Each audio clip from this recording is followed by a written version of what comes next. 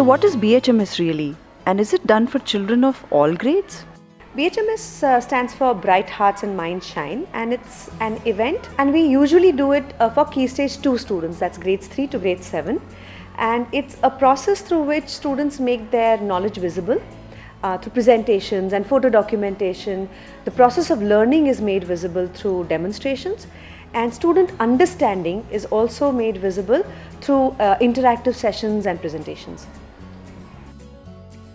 Nandini, I'm really curious to know what sets BHMS apart from the other ways of showcasing student learning?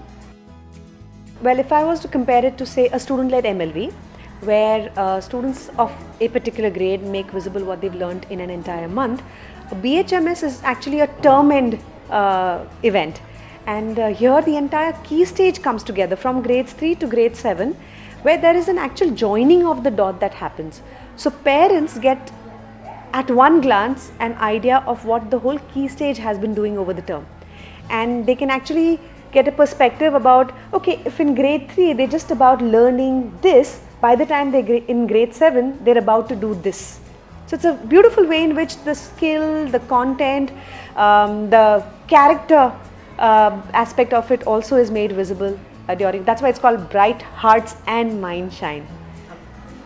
What would be the ideal time in the year to do a BHMS, and how often is it done in the year? Ideally, a BHMS should be done at the end of an academic term, which could be one term or an entire academic year, and you can have it happening every term, so maybe twice a year, but even once a year is good enough. How much time would need to be set aside for planning of the BHMS? 2 weeks is the recommended time for the planning and prep. So the first week, we can say an hour a day should be put aside, but as we come closer to the date, you might find you need a little more time, maybe 2 to 3 hours, and of course the day before the actual event, you need to have the entire day for the run through. What kind of spaces would you recommend for a large scale event like the BHMS? That's a good question, because because the format is very interactive and it's on a large scale, ideally as much space that is available should be taken up. So the reason being, the presentations are spread out and there is less chaos and commotion. But having said that, you can take all the classrooms into play, and if any other common spaces are available, you can use that also. Do all children participate in this event? And do the children actually decide for themselves what they would like to showcase? Yes and yes. Every child participates in the Bright Hearts and Mind Shine time, and the children do decide what and how they want to showcase it. However, the format of the event is decided earlier before we actually involve the entire class, where the Key Stage team of teachers meets with representatives, student representatives from each grade, and that forms a committee that kind of decides what the format will look like, what are the beacons that we want to showcase, and what is the theme that we want to maybe have. Once that is decided, with student voice involved, it's then thrown open to the entire Key Stage, to the students, and then they decide within their own classes what they want to showcase under that theme. Nandini, what would be the key role of the teachers in this entire process?